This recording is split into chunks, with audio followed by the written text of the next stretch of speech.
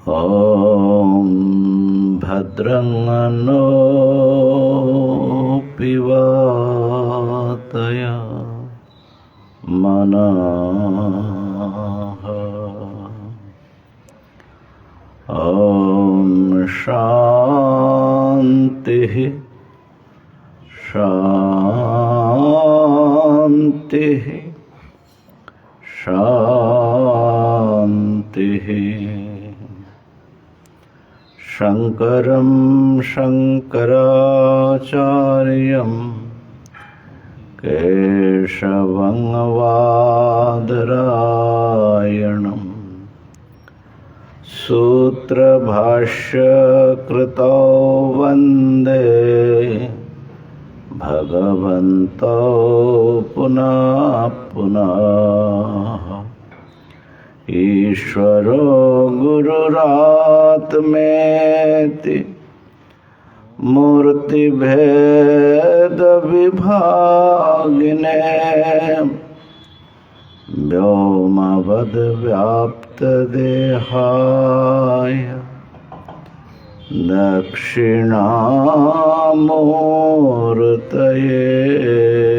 नमः। ॐ शान्तिः शान्तिः शान्तिः।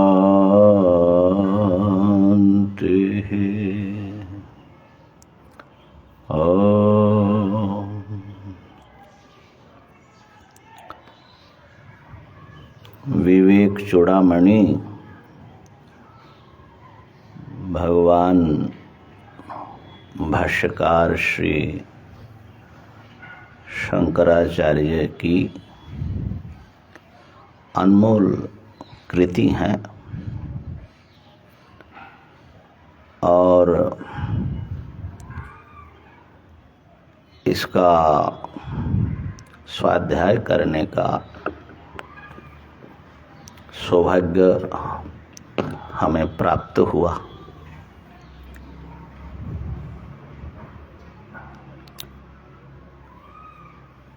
इसमें इसका सार जिन लोगों ने सुना अपने अपने बुद्धि सामर्थ्य के अनुसार प्रस्तुत किया है। स्वामी अवधेश चैतन्यपुरी जी ने सार के रूप में सुंदर विवेचन किया। स्वामी प्रबुद्धानंद जी ने भी बहुत गंभीरता से उनको जिन विचारों से बहुत लाभ हुआ उनका वर्णन किया। पीताम्बर जी ने भी बहुत ही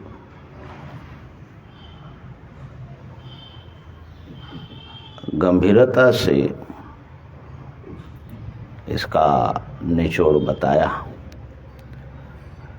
प्रतिभा जी ने भी अच्छा बताया। तो ये इन महापुरुषों का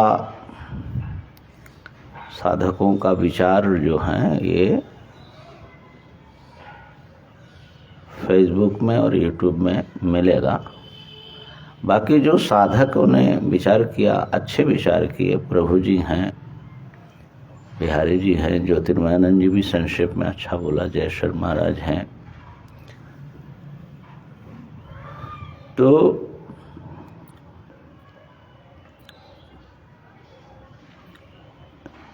ये जो विचार हैं हमें तो सुनने में अच्छा लगता है।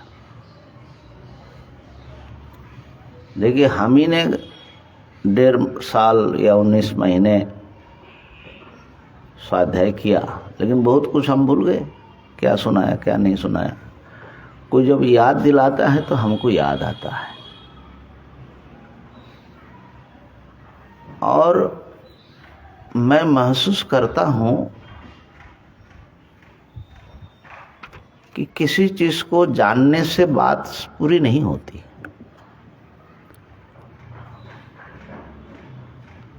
जान लिया, जाना हमने, लेकिन वो याद तो हमेशा रहता नहीं है। तो याद कराने वाला, खास करके परमात्मा की याद दिलाने वाला, वो चाहे मेरे शिष्य हो, हमारे गुरुजन हो या कोई और हो, तो उनका एक अनुग्रह मुझे ऐसा मालूम पड़ता है कि हमको याद तो दिलाया, ये बात तो हमने ही बताया, लेकिन याद करने से क्या होता है, फिर हम उस तत्व से जुड़ते हैं। और निरंतर जुड़े रहने के लिए ऐसा कोई याद दिलाने वाले लोग आसपास में हो तो कितना आनंद आ जाता है, बताइए। तो ये जो चीज मैंने जो महसूस किया, ये बात मैं बता रहा हूं। इसलिए मैं जो है प्रायः ये जो इसमें लगाइए,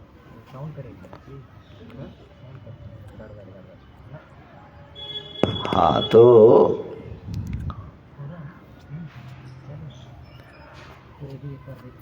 इसका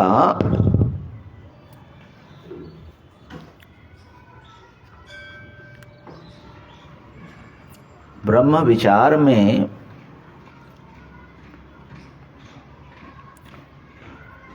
गुरु की बड़ी महत्वपूर्ण भूमिका है, लेकिन शिष्य की भी बड़े मूल्यवान भूमिका श्रोताओं की होती है। वो निमित्त बनते हैं उन तत्वों को याद करने के लिए, और बहुत बार वो याद दिलाने वाले भी बन जाते हैं।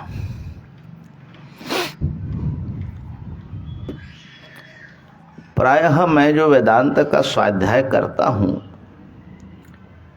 ये कोई अध्ययन या अध्यापन की दृष्टि से मैं नहीं करता हूँ, ये मेरी साधना है।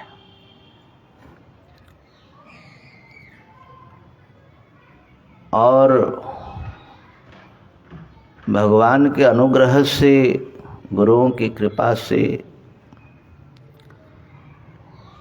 ये चल रहा है और चलता रहे जब तक ये शरीर रहे, श्वास रहे।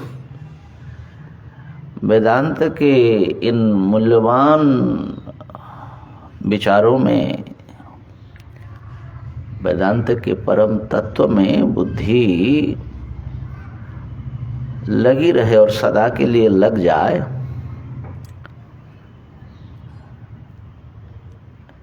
ऐसी प्रार्थना बाबा विश्वनाथ जी के चरणों में करता हूँ।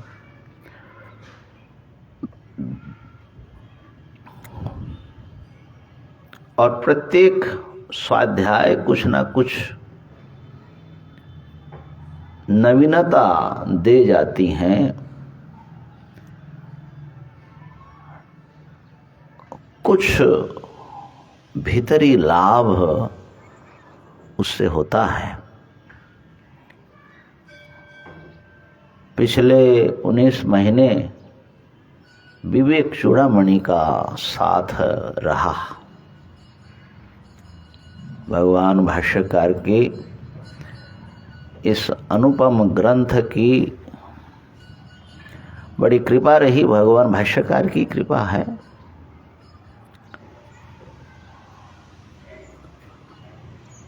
और बहुत सारे संशय मिटा, भ्रम कम हुआ, अज्ञात चीजें भी जानने को मिला। तो ये सब जो है भगवत अनुग्रह है। विवेक चूड़ामणि का जो वर्णन है उसमें बहुत सारी खूबी हैं और कई साधकों ने उन चीज़ों को उल्लेख भी किया।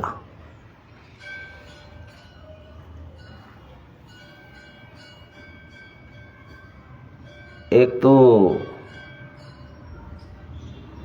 जैसे सोहम महाराज जी ने बड़ा सुंदर बात बताया कि ये केवल प्रक्रिया वर्णन करने का ग्रंथ नहीं है। वेदांत को प्रक्रियाबद्ध बहुत सारे लोगों ने किया है, आचार्य जी ने रास्ता दिखाया।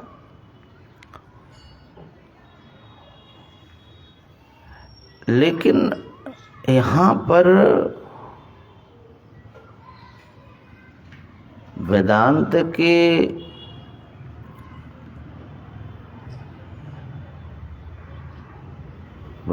की साधना में कैसे हम लग जाएं,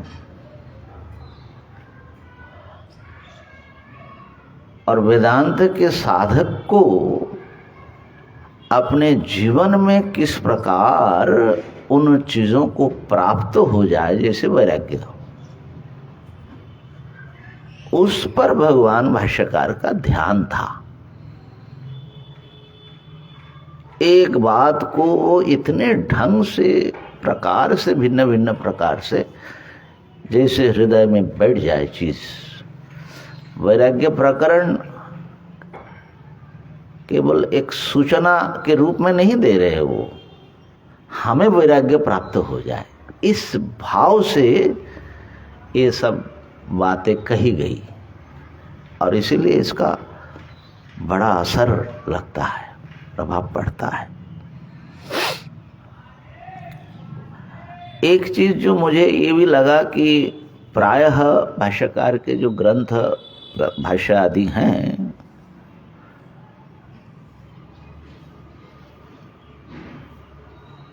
वो विद्वानों के लिए मुख्य रूप से हैं। अर्थात जो शास्त्र अनुशीलन करने वाले वर्ग हैं, शास्त्रज्ञ लोग हैं, शास्त्रीय भाषाओं से परिचित हैं, उनको वो मुख्य रूप से सामने रख करके, जैसे प्रस्थांतर का जो भाष्य है, ब्रह्मसूत्र भाष्य ले लो, आम जनता को एड्रेस करने वाला ऐसा लगता नहीं है। सामान्य जन बैठे हुए हैं और उनको वेदांत की बात समझा रहे हैं, ऐसा नहीं, थोड़े प्रबुद्ध वर्ग। लेकिन विवेक चूड़ामणि को ऐसा लगा ये सबके लिए कह रहे हैं, इसीलिए उनकी बातों में थोड़ा विस्तार भी हुआ और पैनापन भी है और सरसता भी ज्यादा असरदार है। कोई भी इसका आनंद ले सकता है। माने आपके शास्त्रीय परिभाषाओं से अगर परिचय न हो, परिचय हो तो ज्यादा आनंद लेंगे।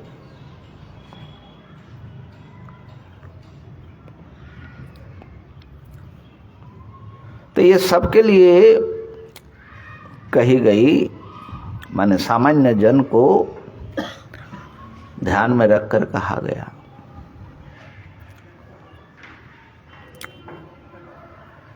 अच्छा, इसका जो प्रारंभ है वो भी अनूठा है।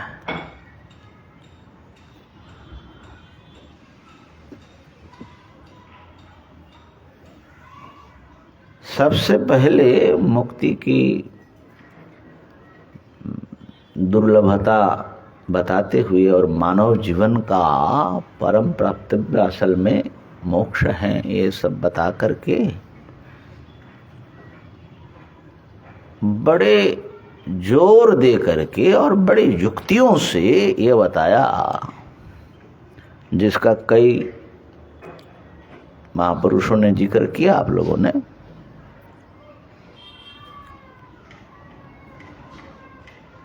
कि कर्म, उपासना या अन्य जो ज्ञान है उसके द्वारा, माने सांख्य आदि के द्वारा या योग के द्वारा मुक्ति हो नहीं सकती। एकमात्र ब्रह्म विचार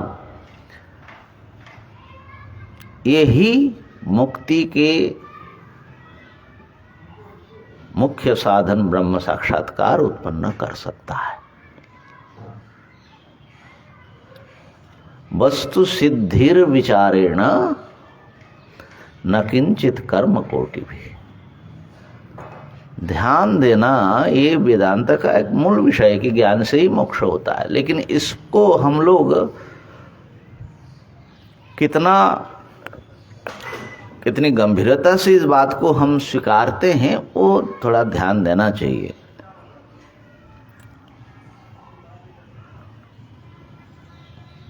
क्योंकि हमारी आस्था कुछ ना कुछ बनने में, कुछ ना कुछ करने में है, और जानने में जो आस्था है, वो जानने की जो एक जिज्ञासा है, वो भी उथला है। माने सूचना के रूप में हम जानना चाहते हैं कि इस ग्रंथ में क्या है, उसमें क्या है, सब जान लें।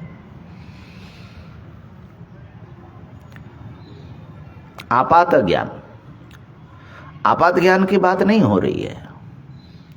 असल में वेदांत का जो अध्ययन है, ऐसा मुझे इतने दिनों के अनुभव से ऐसा लग रहा है, इसका 3 स्तरीय अध्ययन होता है। एक तो आपात अध्ययन, ग्रंथ में क्या है और सुनते हैं कि इसकी बड़ी महत्ता है, और माने साधना की दृष्टि से नहीं, अन्य कारणों से अध्ययन, जैसे प्रवचन आदि के लिए अध्ययन करना, उसमें भी अध्ययन करना पड़ता है, ऐसी बात नहीं है। मेहनत तो करना ही पड़ेगा, मेहनत करना पड़ेगा, याद रखना पड़ेगा। प्रवचन करना कोई मामूली बात तो है नहीं। तो पांडित्य अर्जन के लिए हो या सुवक्ता बोलने के लिए हो, या क्या सूचना है इसमें, उसको थोड़ा जान ले हम, इस दृष्टि से हो, ये सब आपात अध्ययन। माने आपात शब्द हम विशेष संदर्भ में कह रहे हैं। आपने अच्छा अध्ययन किया, लेकिन उसका उपयोग दूसरा है, मुक्ति का नहीं है।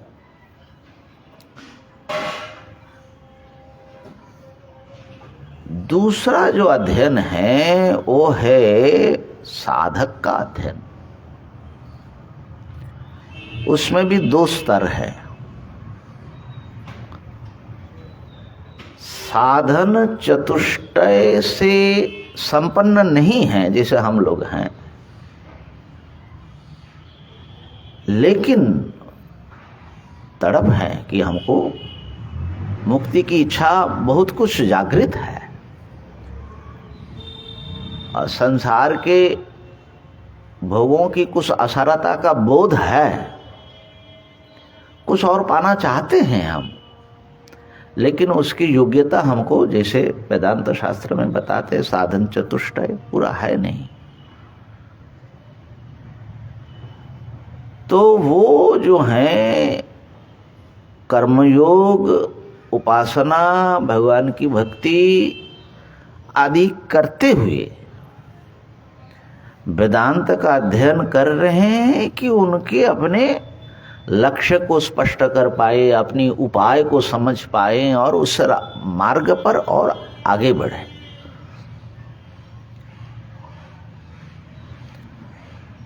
तो ये जो साधक, जो साधन चतुष्टय संपन्न नहीं है, साधन चतुष्टय की प्राप्ति के कारक बन जाता है वो वेदांत का अध्ययन। ये साधना हो जाती है। अर्थात ये जो साधना है, अन्य साधनाओं के साथ इसका एक समन्वय होता है।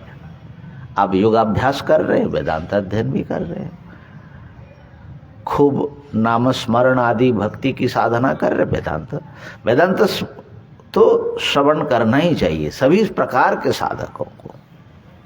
भक्ति वाले को भी करना चाहिए, उससे भक्ति मजबूत होती है। जिसका जितना अधिकार है उससे वो उसको आगे बढ़ाएगा वेदांत। लेकिन साधक की दृष्टि से अध्ययन, साधक की दृष्टि से अध्ययन माने अपने जीवन के कल्याण के लिए वो अध्ययन, और अन्य हेतुओं से अध्ययन को बिल्कुल अलग कर दीजिए, तभी कुछ बात बढ़ेगी। इसलिए वो सब आपात अध्ययन है, उससे न उसको व्यक्ति को शांति मिलेगी, न कृतार्थता की तो बात ही नहीं है। बल्कि वो एक समय ऐसा लगता है कि हम तो सब पढ़ लिए हैं लेकिन कुछ हुआ तो नहीं है। इसलिए वेदांत के प्रति एक कई बार उपेक्षा बुद्धि, हे बुद्धि आ जाती है बहुत लोगों में, हमने देखा। असल में वो अध्ययन हुआ नहीं जिस अर्थ में एक साधक को अध्ययन करना चाहिए, ऐसा नहीं हुआ। हाँ, उससे बहुत एडवांस अध्ययन जो कि बहुत विरल है, साधक है। साधन चतुष्टय संपत्ति के अनंतर जो वेदांत का सच्चे जिज्ञासु, उसी का था तो ब्रह्म जिज्ञासा में असल में उसको एड्रेस है। उनका अध्ययन योगाभ्यास आदि समाधि आदि सब लगा करके माने उनको खाली अज्ञान की निवृत्ति करनी है, उसका अध्ययन। हाँ, वो सारा जो है उनमें तो अपने इस अध्यास को, अहम अध्यास को माने अनात्म में देहादि के साथ मैं हूँ, इसको स्वीकार करके भगवान की जो भक्ति करनी है या निष्काम कर्मयोग करना है, इनके साथ वेदांत अध्ययन करना, ये एक साधक के लिए ये कर्मनिष्ठा के अंतर्गत है। और हम लोग कर्मनिष्ठा के भी बहुत सारी भूमिकाएं होती है, उच्च उच्च साधक होते हैं इसमें भी, लेकिन वेदांत का मुख्य जो है वो कर्मनिष्ठा कंप्लीट कर चुका है। उनको अपने अध्यास को काटने के लिए वो अध्ययन करता है।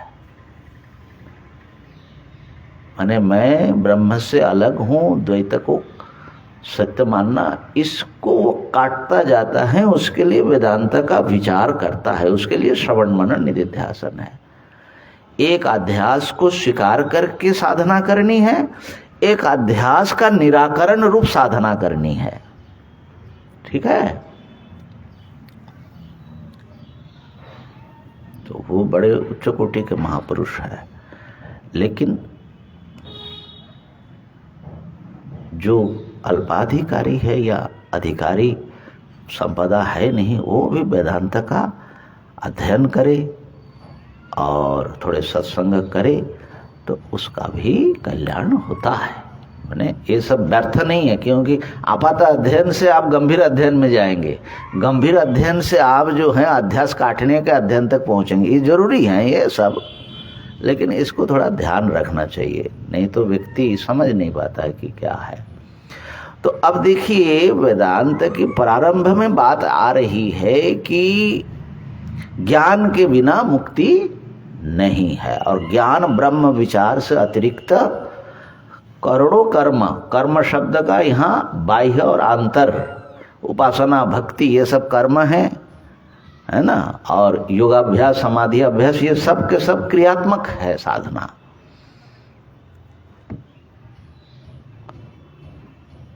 अब उस केवल ज्ञान में किसी की आस्था हो जाए, है ना, तो ये बहुत बड़ी बात है। माने ये कितने जन्म लग जाता है केवल मात्र ज्ञान, और कैसा ज्ञान है वो, कौन से ज्ञान में आस्था की बात हो रही है।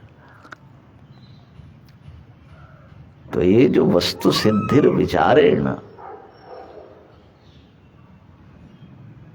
कैसा विचार होगा जिससे वस्तु सिद्ध हो जाती है। अब हम विचार करने बैठते हैं तो पहले ही आ जाते, इतना तो मैं समझता ही हूं, है ना, अपने ना समझी को भी नहीं समझ पाते हैं। तो कैसा विचार होगा आत्मा अनात्मा को अलग करने का जो विचार है, और आत्मा को ब्रह्म रूप से देखना, अनुभव करना, उसका ज्ञान। तो यहाँ वेदांत का जो ज्ञान है ना, ये ज्ञान आप समझ लीजिए कि अभी आपके पास जो ज्ञान है,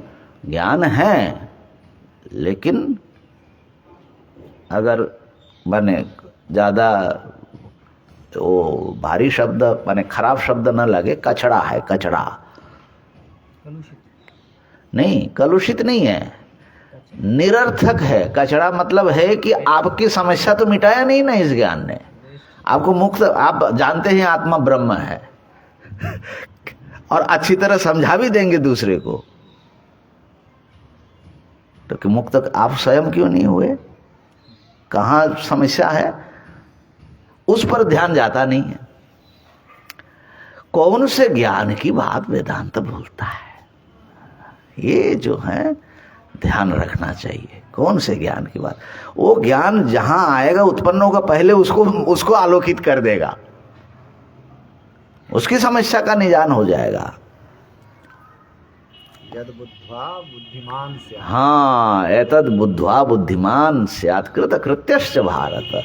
तो इसलिए हमारे जो अभी इस समय ज्ञान है, ठीक है, अपना अपने ढंग का मूल्य है इसका, लेकिन हम उस दृष्टि से कह रहे कि सारे कचड़ा है,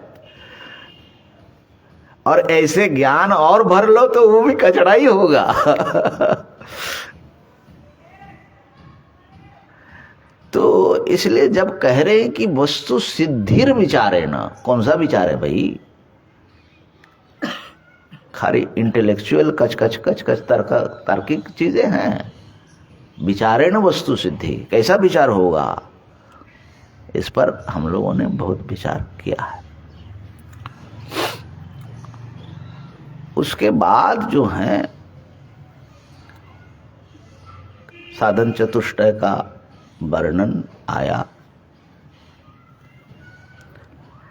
साधन चतुष्टय के जो प्रकरण हम लोगों को चला, उसमें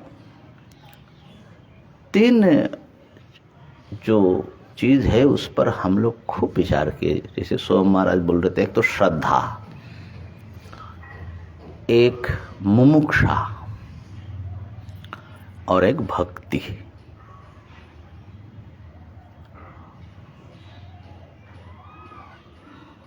और सौभाग्य से अवधेश जी ने प्रेरणा दिया, प्रतिभा जी ने लिख डाली, तो वो पुस्तक के रूप में है, छोटी सी पुस्तक है, साधन विवेक।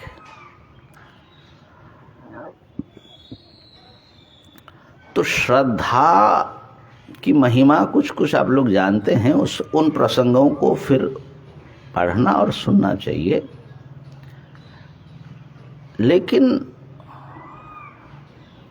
ये जो श्रद्धा का स्वरूप है उसको भी ठीक से समझना आवश्यक है। समस्या ये है कि हम सब चीज़ें सब अपने कल्पना में थोड़ा थोड़ा, ऐसा है श्रद्धा, ऐसा है भक्ति, वाक्य में सत्य, ऐसा जो विश्वास, इतना ही श्रद्धा का स्वरूप बताया। लेकिन विश्वास का जो स्वरूप है और उसका हमारे जीवन में क्या विश्वास का महत्व है, उस पर ध्यान नहीं जाता। आप जो हैं ये आपका विश्वास का एक बाह्य रूप है। मैं मनुष्य हूं, इसमें विश्वास है आपका, और ये विश्वास जो है ये कोई विचार नहीं है, विश्वास है। बल्कि आप कहोगे कि ये विश्वास नहीं है तो हमारी अनुभूति है, वो ये विश्वास अनुभूति का रूप ले लिया है। विश्वास जब पक्का होता है तो वही दिखता है। रस्सी सांप है, ये आपका विश्वास ही है एक प्रकार का। तो गीताजी में बताया कि श्रद्धा मयोयं पुरुषः, ये बड़ी मार्मिक वचन है। श्रद्धा की कई एस्पेक्ट्स वहां पर हमारे ग्रंथ में भी आया हुआ है, देखना उसको। ये व्यक्ति जो आप देख रहे हो अच्छा है, बुरा है, महान है, सामान्य है, इनकी श्रद्धा ने इनको बनाया। श्रद्धामय, मय प्रत्यय जो होता है जिससे मृण्मय घट होता है, सुवर्णमय अलंकार होता है, ऐसा ही व्यक्ति क्या है? श्रद्धामय अयं पुरुषः, ऐसा बता रहे भगवान। मैंने समझे?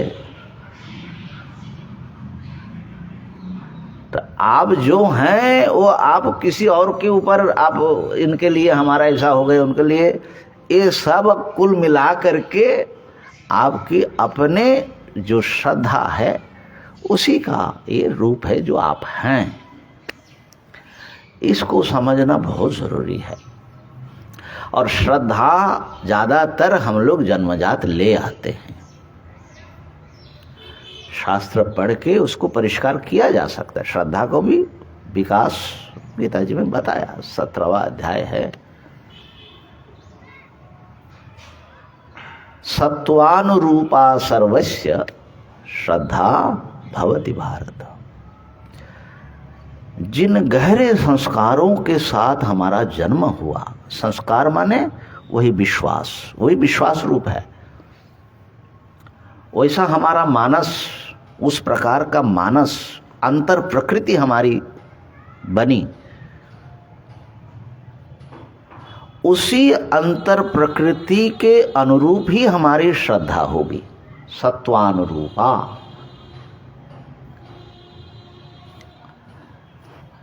तो श्रद्धा की ज्ञान के साथ में या किसी भी कर्म के साथ में, भक्ति के साथ में श्रद्धा को तो सबसे महत्व मिला, श्रद्धावान लभते। क्यों? क्योंकि जो हमारा भीतरी विश्वास है वो जो है वो तो है, उसमें तो आपकी श्रद्धा है। जो आप जानते हैं, जितना आपका समझ है उस पर आपको विश्वास होता ही है, आस्था होती है। लेकिन क्या जो हम नहीं जानते हैं, नहीं समझते हैं, ऐसी चीजें हो सकती है, हमारे जीवन को बदलने वाली ऐसी चीजें हो सकती है, क्या उस पर आपकी ओपननेस है, आस्था है? बात समझ में आई क्या बोल रहे हैं? जिसको हम नहीं देख पा रहे, नहीं जानते हैं, नहीं समझ पाते, ऐसे वस्तु जैसे ज्ञान से मोक्ष मिलेगा, क्या ये बात जो है हमारा दिल स्वीकारने के लिए तैयार है? क्या ओपननेस है? तो अपने जो विश्वास है कि नहीं हो सकता, उसको, उस विश्वास को माने उस ज्ञान को, समझ को प्रश्न करना, इसलिए मामूली चीज नहीं है श्रद्धा। बात पकड़ में आई कि नहीं? हाँ, अपने को प्रश्न माने में खड़ा कर देना, आर यू राइट, क्या तुम सही हो? ये बिना तो कोई साधना कैसे आगे बढ़ेगी? तो भगवान ने गीता जी में 9वें अध्याय में एक जगह कहा कि ये जो ज्ञान की साधना, राजविद्या राजविषय योग, अश्रद्धाना पुरुषा धर्मस्यास्य परंतप अप्राप्य मांग निवर्तन्ते मृत्यु संसार वर्तमनि। इसमें जो श्रद्धा नहीं रखता, अश्रद्धान है वो, हाँ, इस धर्म माने ये जो ज्ञानात्मक धर्म है, ज्ञान निष्ठा रूप, जो ज्ञान से सब हो जाएगा, ज्ञान से सब हो जाएगा, माने सुनने में भी बड़ा आश्चर्य लगता है। उसमें विश्वास की अभाव से वो मुझे तो प्राप्त करता ही नहीं और संसार में जन्म जन्मांतर में भटकता। कितनी बड़ी बात कह दिया, आप ध्यान दिया कभी? तो एक तो श्रद्धा जो है, मैं समझता हूं कि बुद्धि, समझने की जो बुद्धि होती है उसकी जितनी आवश्यकता है, जितनी बुद्धि हम लोगों की है ना, पर्याप्त है मोक्ष ब्रह्म ज्ञान प्राप्त करने के लिए, मैं सोचता हूँ, ऐसा मुझे विश्वास है। बुद्धि की कमी नहीं है, कमी जो है श्रद्धा की है। और मैं देख रहा हूं कि विवेक चूड़ामणि सब लोगों ने सुना, बहुत लोगों ने सुना, और जिनकी जैसी श्रद्धा है, बुद्धि तो है ही है, जितनी गहराई से उन्होंने इस चीजों को लिया उतना उसके एक्सप्रेशन में भी, जीवन में भी फर्क पड़ रहा है। तो इस पर जो है किसी साधक को इसको उपेक्षा नहीं करनी चाहिए। इस चीज को, श्रद्धा के महत्व को, अपनी श्रद्धा को समझने के लिए। एक तो ये बात है। दूसरी बात जो मुमुक्षा के बारे में हमने बताया, मुमुक्षा मुक्ति की इच्छा हम लोग कह देते हैं, लेकिन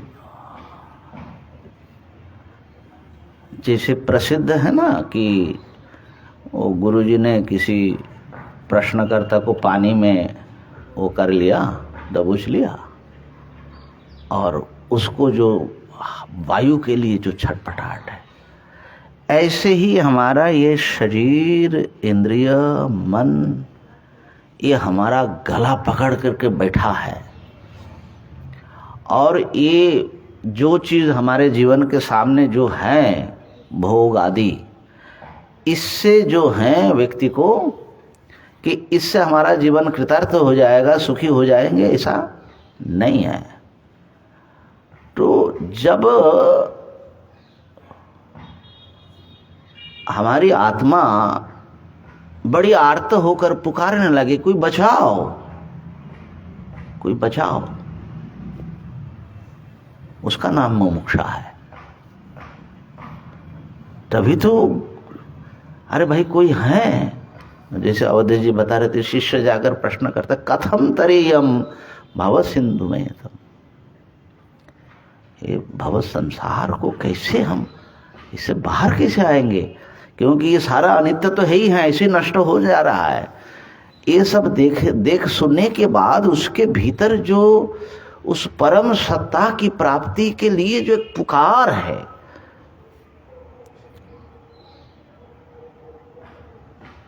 तो इसलिए मुमुक्षा वो खाली वही चाहेगा, मुक्ति की इच्छा। सामान्य तो ठीक है, हम लोग कोई दुख नहीं चाहते हैं आदि आदि,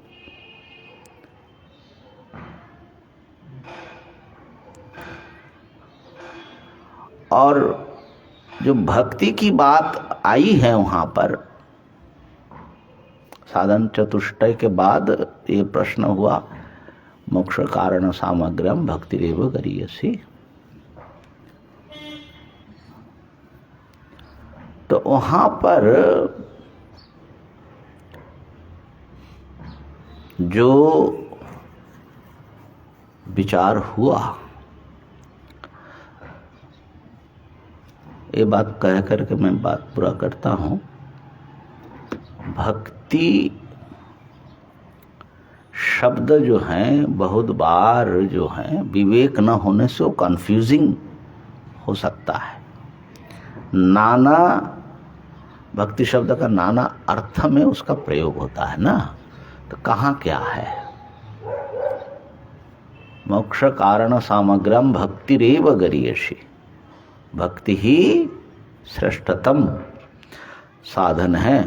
मोक्ष के कारण सामग्री में साधन चतुष्टय आदि भी हैं,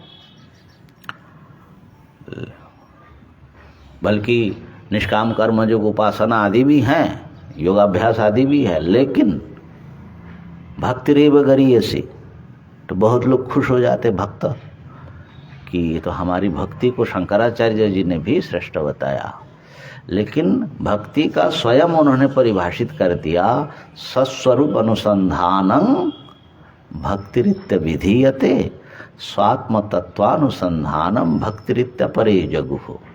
ये जो दो बात है, अनुसंधान चाहे वो स्वात्म तत्व का हो चाहे सस्वरूप अनुसंधान हो, उसको इस संदर्भ में भक्ति शब्द से कही जा रही है। माने श्रवण मनन निधिध्यासन। लेकिन भक्ति शब्द से कहने के लिए श्रवण मनन निधिध्यासन जो हल्का लगता है ऐसा नहीं है, ये भजन है। ये जो सुन रहे हैं आप लोग, ये भजन हो रहा है, भक्तिर भजनम। तो भक्ति के अलग अलग परिभाषा है। अवधेश जी ने एक श्लोक याद दिलाया, वहीं पर आया है कि गुरुजी शिष्य को कहते हैं कि देखो है रास्ता, ऐसा करके तो श्रुति साक्षात बोल रही है श्रद्धा भक्ति ध्यान योगा दवैहि। ये असल में कपिल उपनिषद का मंत्र है। तो बहुत दिनों हमको भी कंफ्यूजन, श्रद्धा भक्ति ध्यान योग, यहाँ पर भक्ति शब्द का क्या अर्थ है। लेकिन ये विवेक चूड़ामणि में इसको उठाने से और जिस संदर्भ में उठाए उससे मालूम पड़ा कि हाँ ब्रह्म विचार को भक्ति कह रहे हैं। श्रद्धा भक्ति ध्यान योग। और श्रद्धा जो है ऐसे देखो तो उसके साथ श्रद्धा उपलक्षित श्रवण, श्रवण के लिए उपन्यास सबसे बड़ा, इसलिए श्रद्धा प्रधान। और मनन के लिए तर्क प्रधान, निरंतर मनन ब्रह्म विचार, वो है भक्ति। और निधिध्यासन के लिए ध्यान शब्द का प्रयोग। तो श्रद्धा भक्ति ध्यान योग माने हमारे श्रवण मनन निधिध्यासन को कह रहे। तो इसका मतलब ये नहीं है कि जो प्रसिद्ध भक्ति हैं, ईश्वर भक्ति हैं, गुरु भक्ति हैं, उसका उपयोग वेदांत में नहीं है। देखिए भक्ति का जो प्रसिद्ध माने श्रवण मनन निधिध्यासन तो थोड़ा सुनने वालों को बहुत बार अटपटा लगेगा कि इसको भक्ति कैसे कह रहे हैं, लेकिन है भक्ति, उस पर विचार करेंगे। लेकिन जो प्रसिद्ध भक्ति हैं उसमें एक तो ईश्वर शरणागति, ये बड़ा प्रसिद्ध भक्ति का रूप है, भगवान के शरण। दूसरा है भगवान का स्मरण माने याद करना, जप ध्यान आदि जो उपासना रूप है। और तीसरा है जो भक्त संप्रदाय में जिसकी बड़ी महिमा है, वो प्रेम करना, अनुराग, हाँ अनुरक्ति, ये जो है प्रेम रूपा, सत्वस्मिन् परम प्रेम रूपा, ऐसा करके सब भक्ति सूत्र में। तो ये तीनों आवश्यक हैं साधक के लिए, वेदांत के साधक के लिए। लेकिन उतना ही नहीं, उससे इन तीनों से अतिरिक्त श्रवण मनन निधिध्यासन रूप ब्रह्म विचार रूप भक्ति आवश्यक है। मैं सोचता हूं कि जिस एडवांस साधक की बात कहा, साधन चतुष्ट संपन्न, तो वो जो है ये उनके लिए जो शरणागति और ये सब है, ये कोई साधन नहीं है, ये सिद्ध हो चुका है। जैसे तुम ब्रह्म विचार कर रहे हो तो उसके लिए भी तुमको स्नान करना है, भोजन करना है, कुछ देह रक्षा आदि भी तो करना है। और जहाँ रहोगे जैसे श्रवण आदि के लिए प्रयास करेंगे कि नहीं करेंगे। तो ये सब श्रवण मनन निधिध्यासन का सहायक है, ये साथ साथ चलेगा, ठीक है ना। जैसे तुम्हारे शरीर में प्राण रहेगा, सांस चलता ही रहना चाहिए, तुम सांस लेते हो क्या, चलता है। ऐसे ही भगवान की शरणागति वेदांत के साधक को, मुझे जहाँ तक भाई समझ में आया, उसको ऐसा सहज माने उसका सारा क्रियाकलाप भगवान की शरणागति पूर्वक चलेगा।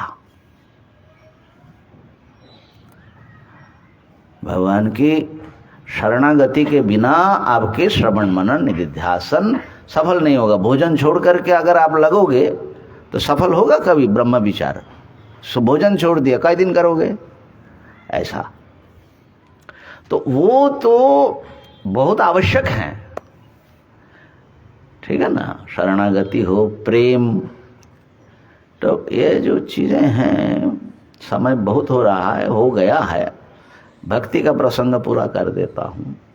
देखो,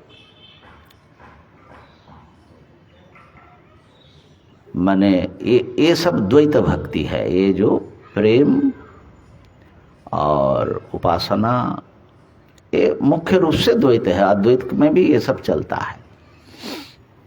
शरणागति, क्योंकि शरण में जाने का मतलब मैं अपने आप में समर्थ नहीं हूं, अपने उद्धार में, आप उद्धार करिए। तो वेदांत के साधक को इतना तो समझ उसको डेवलप हो जाता है कि हमारा शरीर, हमारा जीवन, हमारे साधना हमारे हाथ में नहीं है, हमारा अधीन नहीं है। हम चाहे तो कर सकते, लेकिन ये सब चला रहे हैं कोई और सत्ता। ये संपूर्ण विश्व में एक अखंड जीवन स्पंदित हो रहा है। उन्हीं के चलाए हुए हार्ट बीट हमारे चल रहा है।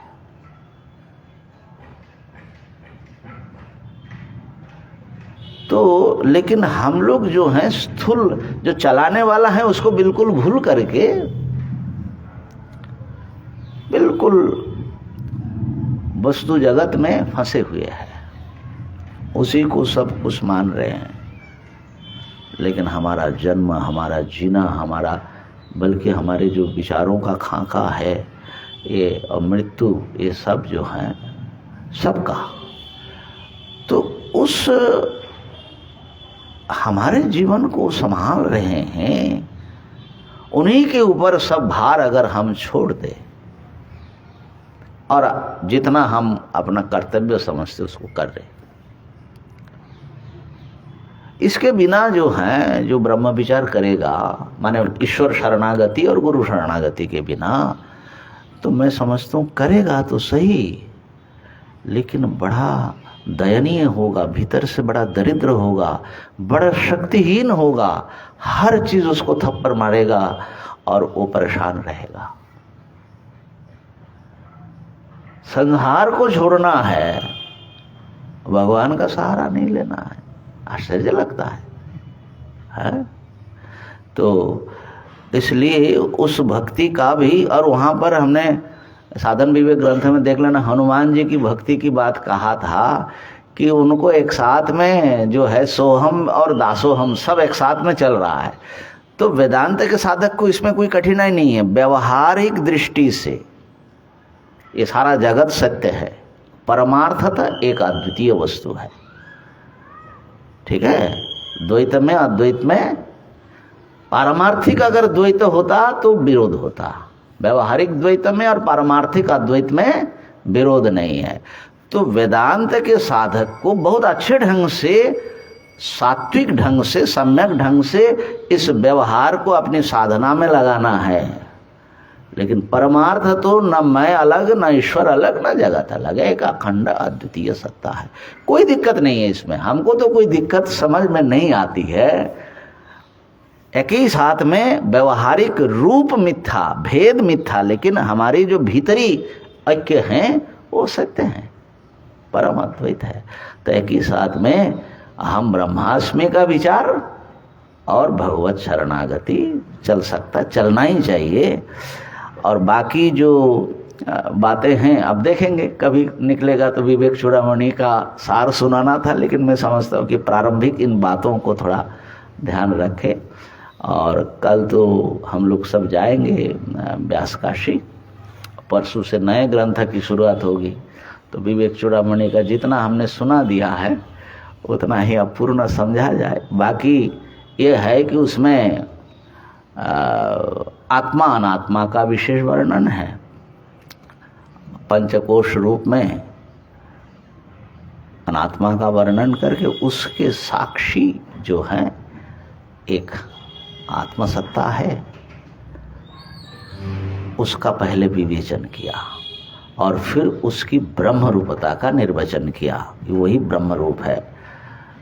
और फिर कैसे मैं ब्रह्म हूँ इस निष्ठा को पाया जाए, उसके लिए तत्त्वमसि ब्रह्म तत्त्वमसि भावयात्मनि, है ना। और उसमें प्रतिबंधक के रूप में आने वाले अवधेश जी ने अच्छा याद किया, वासना और अहंकार, और उसमें भी 3 वासना शायद आपने भी सुनाया था। ये कैसे हम लोगों को भटकाते हैं। तो ब्रह्म निष्ठा बनाने के लिए जो प्रयत्न होना चाहिए उसका वर्णन बहुत अच्छे ढंग से किया। मैं समझता हूँ एक साधक को बहुत प्रिय चीज़ें हैं। और फिर जो है जो ब्रह्म निष्ठा प्राप्त हो गए, साक्षात्कार हो गए, जीवन मुक्ति, जीवन मुक्त महापुरुष, उनका स्वरूप का ऐसा दिव्य वर्णन है भाई। लगभग मैंने देखा कि 417 से 578, है ना, कितना हो गया, 160 श्लोक खाली जीवन मुक्ति के जीवन मुक्त के स्वरूप को वर्णन करने के लिए। और स्थित प्रज्ञ जो गीता जी में आया है, इसके आलोक में समझोगे तभी समझ में आएगा उस ज्ञानी की कितनी स्वतंत्रता, कैसे अनासक्ति, और किस प्रकार आनंद में डूबा हुआ और सबको आनंदित करता हुआ, पवित्र करता हुआ, और सबको अपने लक्ष्य की ओर ले चलते हुए ये व्यक्ति महापुरुष जीवन जीते हैं। और अंतिम 3 श्लोक जो हैं उन्होंने उपसंहार किया कि ये जो ग्रंथ हैं गुरु शिष्य संवाद के रूप में लिखा गया है, और इसका जो अनुशीलन करेगा उसको मोक्ष मिल जाएगा। इन्हीं शब्दों के साथ ओम पूर्णमदः पूर्णमिदं पूर्णात् पूर्णमुदच्यते पूर्णस्य पूर्णमादाय पूर्णमेवावशिष्यते। ओम शांति शांति शांति।